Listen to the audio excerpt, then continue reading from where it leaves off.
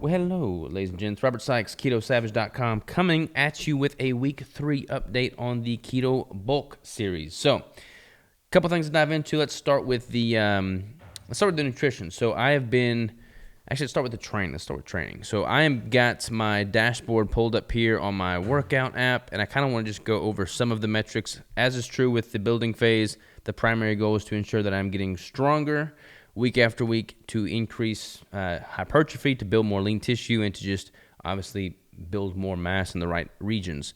I have not done an updated caliper test, and I have not done an updated circumference measurement test, so I should probably do those. But as it pertains to lifting metrics, let's dive into, let's look at sumo deadlift, for instance. Let's look at hip thrust.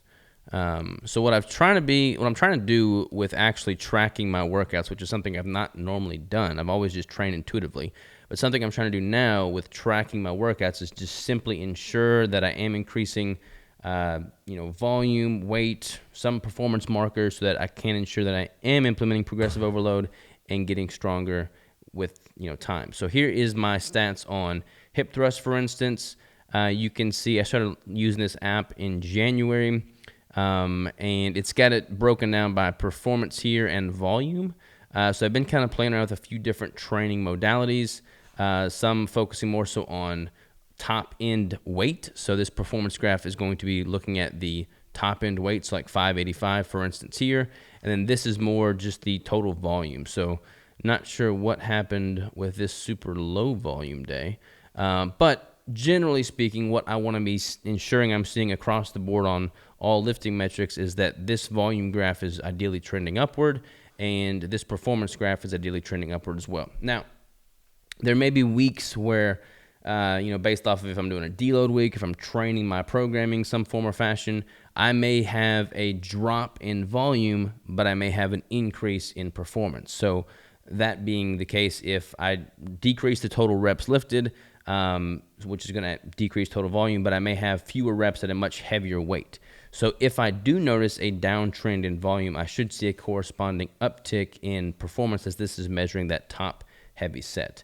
And as far as like my primary compound movements, what I've been playing around with here lately is trying to basically work up to a solid set of 10 reps, for instance, on my primary compound movements with flawless form, at a really heavy weight. So for instance, on squats, I've been doing, starting at a very light weight and then doing sets of 10 and then working up to like a set of 315 or so for 10 reps as well. And then once I'm able to get 10 reps very efficiently, very cleanly with that weight, then I will drop the rep count, but increase the starting position of that weight. So for instance, on squats, if I start at 135 and then add a 25 to the bar on each side of the bar with each set, work up to 315, do that for 10 times. The next week, I might drop that and have my starting weight be 10, 20 pounds heavier than the prior week.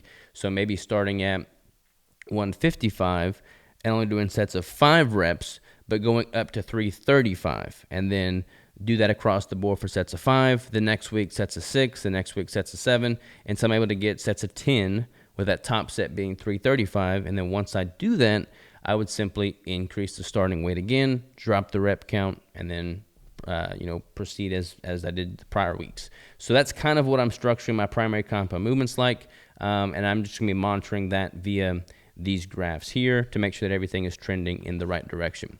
As far as body composition goes, Chip will throw some clips in or some poses of me this current week. I woke up today at 191, so these pictures are all taken at 191 pounds. And as far as the Inbody data goes, it shows that my skeletal muscle mass is actually increased, but that's going to be such a, variance based off of fluid retention. So I don't really put a whole lot of stock, honestly, in what the Inbody says from a muscle standpoint. It may show that I increase, it may show that I drop. That's all just going to be a fluid flux, especially acutely in a short period of time. If I'm seeing progress in the gym, then I know I'm building muscle. It showed that my percent body fat decreased. It showed that it went from 17.4 to 16.8 on the Inbody. which is likely due to some manipulations I'm making with my intake. So let's talk about food now. Let's hop on over to Chronometer. Here's my dashboard there, and then you can kind of see weight change. Again, this is starting pretty much, started using this app in January, so you can see a pretty significant increase in weight as I've gone through this reverse diet, which is to be expected. Little drop here when I did that fast, but then kind of back up to baseline now. So pretty much holding pretty steady at that 189 to 192 is where I've been hovering lately. But then if we go to my energy here, let's actually look at this in trends chart. All right, so we've got this view here, and you can see I've kind of started trending downward ever so slightly on the intake. So I had a few crazy high days here, but then I've been averaging, between 5,500 calories, and now I'm kind of this past week more towards the 4,500, 4,700 calorie mark. I'm probably going to drop that a little bit this coming week. So let's dive deeper into that. So I made the last week's video, week 2 on the keto bulk. I had somebody chime in on the comment section. They were saying that they disagree with my approach to building because there's no benefit that comes from having such a broad range of calories consumed if the primary goal is to build. Because I think in that video I said that I would probably exist between 3,500 and 5,500 calories in this building phase, and they pointed out that there's only really a need to be 100 to 250 calories above maintenance in order to build lean tissue. And that is all very true. There is no need to be 2,000 calories above maintenance to optimize building muscle. So I don't disagree with his statement at all there. The reason I am existing in that broad window of between 3,500 and 5,500 calories is because my life right now is very, very, very broad as well. So I may have a day where I am sitting at this computer and working nonstop for 15 hours straight. And apart from my workout in the morning, that may be the only physical activity I get, and I may be walking less than 5,000 steps that day. That weekend, I may be working outside and get in 40,000 steps and be doing nothing but working on fence and splitting firewood, in addition to working out. So my activity is in quite a state of flux. And a lot of this, honestly, is just coming back to what is sustainable and enjoyable for me, psychologically speaking. So when I'm in a prep, I am tracking everything to the T. I am eating the exact same foods. Everything is weighed out. I have zero deviations whatsoever.